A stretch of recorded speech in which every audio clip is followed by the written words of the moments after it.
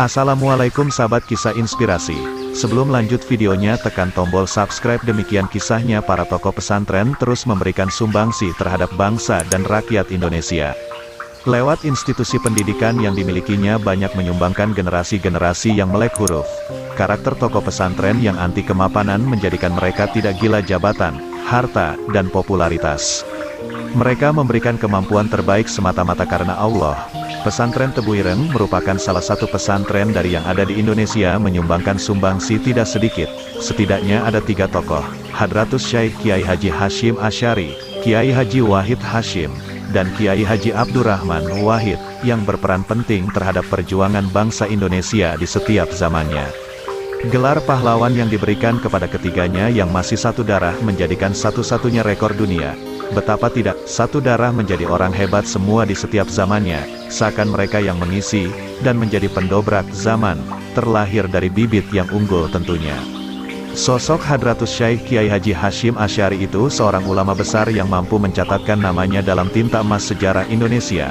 Amal sosialnya dalam perjuangan menegakkan agama dan membangun negara tak mampu dilukiskan dalam sekelumit kata dan gambar. Dalam tubuh nu dan masyarakat pesantren sudah pasti mendapatkan tempat yang tertinggi.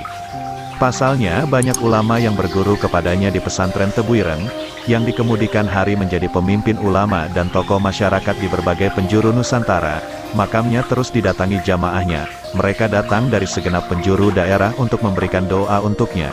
Berapa banyak bacaan Fatihah yang diberikan kepadanya setelah salat dan malam Jumat oleh santri dan pengikutnya. Nampaknya, ungkapan tatkala kamu menangis dan menjerit saat lahir di dunia, dan orang di sekelilingmu menangis saat kamu meninggalkan dunia sangatlah tepat. Kebesaran seseorang terlihat tidak hanya saat masih hidup, namun juga bisa dilihat saat engkau telah tiada. Hadratus Syekh Kiai Haji Hashim Asy'ari merupakan seorang ulama besar Indonesia yang juga mewariskan banyak karya tulis. Salah satunya untuk pedoman Berahlus Sunnah wal Jamaah dan buku pedoman menjadi santri yang ideal. Sebagai ulama pejuang kemerdekaan, beliau mampu memberikan pencerahan dan spirit kepada para pemimpin bangsa untuk tidak kendor menghadapi kaum penjajah. Semangat berjuang yang dilandaskan ajaran agama menjadi jihad suci membela NKRI. Semangat berjuang dalam membela agama dan bangsa tertancap lebih dalam jiwa dan raga di kalangan para santri Tebu Ireng. Semangat itulah yang menular lintas generasi. Ilmunya yang dalam, akhlaknya yang terpuji, dan perjuangannya yang tak mengenal menyerah menjadikan banyak orang dalam berbagai kalangan menaruh simpatik kepada Hadratus Syekh. Selain itu, beliau juga melahirkan keturunan yang tak kalah hebat. Selanjutnya, institusi yang besar seperti namanya. Kiai Haji Wahid Hashim merupakan putra Hadratus Syekh Kiai Haji Hashim Asy'ari yang memiliki reputasi sangat baik, baik di kalangan masyarakat pesantren maupun luar pesantren. Intelektual asli pesantren yang sangat diperhitungkan, kemandiriannya dalam hal belajar di masa mudanya, pengalamannya berorganisasi, dan berjuang merintis negara menjadikannya seseorang yang patut dijadikan inspirasi. Kontribusinya amat besar, sehingga negara memberinya gelar pahlawan nasional. Ide dan pemikirannya melampaui zamannya. Wajar jika pertama kali mengusulkan sistem pelajaran di pesantren harus lebih dinamis dan kreatif untuk menopang kemajuan masyarakat pesantren di masa depan. Sempat mendapatkan respon kontroversi yang ramai di muka umum. Ayahnya yang sudah mengetahui karakter putra lelakinya itu mendukung di belakang.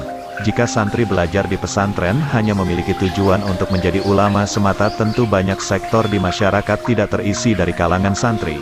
Santri harus cakap dalam banyak hal, sehingga ketika terjun, mampu menempatkan diri dengan baik, dengan berbekal keilmuan dan kematangan diri. Santri pesantren siap bersaing pula. Ulama intelek dari Tebu Ireng ini, mampu membaca tanda-tanda zaman. Beliau juga memberikan nasihat kepada kita semua, belajar berorganisasi dan belajarlah menambah pengetahuan dan meluaskan pengalaman sendiri. Membacalah, itulah pokok kemajuan Islam, bukankah? Wahyu yang pertama turun kepada Nabi Muhammad, menyuruh membaca, menyuruh menggunakan pena, karena dengan membaca dan menggunakan pena itu, Tuhan mengajarkan kepada umat baru ilmu pengetahuan yang belum dipelajari. Ya, membaca, menulis dan membaca sebanyak-banyaknya, itulah pokok kemajuan yang tak ada batasnya. Untuk menjadi kaum intelek, menurut beliau seseorang harus menyediakan waktu 5 jam per hari untuk membaca. Baca apa saja 5 jam per hari maka engkau menjadi intelektual. Bapak pendiri bangsa ini, amat disegani baik oleh kawan maupun lawannya. Sayang, Tuhan mengambil nyawanya dalam usia muda, Dalam tinta sejarah Indonesia segala bentuk perjuangan tercatatkan, misalnya pendirian perguruan tinggi Islam kini, UIN, merupakan salah satu contohnya.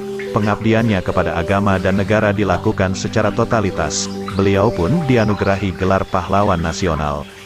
Kiai Haji Abdurrahman Wahid akrab dengan panggilan Gus Dur merupakan generasi dari Hadratus Syekh Kiai Haji M. Hashim Asy'ari putra dari Kiai Haji A. Wahid Hashim merupakan mantan Presiden RI keempat, yang berasal dari kalangan santri. Sejak kecil sudah suka membaca buku apa saja seperti ayahnya, jihad ilmiahnya dari pesantren ke pesantren, bahkan juga melintasi benua Afrika dan Eropa. Pergaulannya sangat luas, tidak hanya dari kelompoknya namun juga dengan beragam kalangan. Perjuangan dengan kakek dan ayahnya sama di dalam negeri, hanya saja berbeda zaman. Semasa hidupnya Gus Dur banyak mendobrak kejumudan berpikir, beliau juga melawan penguasa yang berbuat dolim. Wacana pengetahuan yang dilontarkan selalu menjadi inspirasi anak-anak muda dari berbagai kalangan utamanya kaum muda NU. Kemampuannya menyatukan seluruh elemen bangsa menjadikannya amat dicintai dari berbagai kelompok. Baik dari kelompok minoritas maupun mayoritas yang berbeda agama, politik, budaya dan lainnya. Sederet gelar diberikan kepadanya walaupun toh beliau tidak mengharapkannya. Sebagai orang yang tidak gila jabatan, harta, dan lainnya membuatnya dihormati. Semenjak kepergiannya ke alam barzah, peziarah yang mendatangi pusaranya ramai saban hari, dan mampu menggerakkan perekonomian masyarakat sekitar, dari mulai jasa foto, parkir, jajanan, aksesoris dan lainnya mengambil berkah dari aktivitas ziarah. Amal sosialnya yang tak terhitung membuat pemerintah akan menghadiahinya gelar pahlawan bagi mantan Presiden keempat. Abdurrahman Wahid atau Gus Dur sudah selesai di Dewan Gelar, tapi dengan catatan diendapkan menunggu waktu yang tepat, ujar Hovifah melalui siaran pers, Sabtu, tanggal 7 November tahun 2015. Meski gelar itu tak penting bagi Gus Dur namun membuat pengikutnya dari segenap lapisan masyarakat merasa bangga dan bahagia. Sosok tiga tokoh dari satu darah menjadikan kita semua merasa perlu untuk menjadikannya teladan. Semangat berjuangnya patut ditiru, keilmuannya yang mendalam juga, akhlaknya yang terpuji. Artinya tokoh-tokoh pesantren memiliki kontribusi nyata terhadap bangsa dan rakyat Indonesia. Dalam hal ini, kita para santri dan kaum terpelajar dimanapun dan kapanpun tidak bisa sekedar hanya menjadi penggembira semata melihat tokohnya. Masih banyak ide-ide perjuangan para beliau yang belum usai diselesaikan, patut untuk dilanjutkan.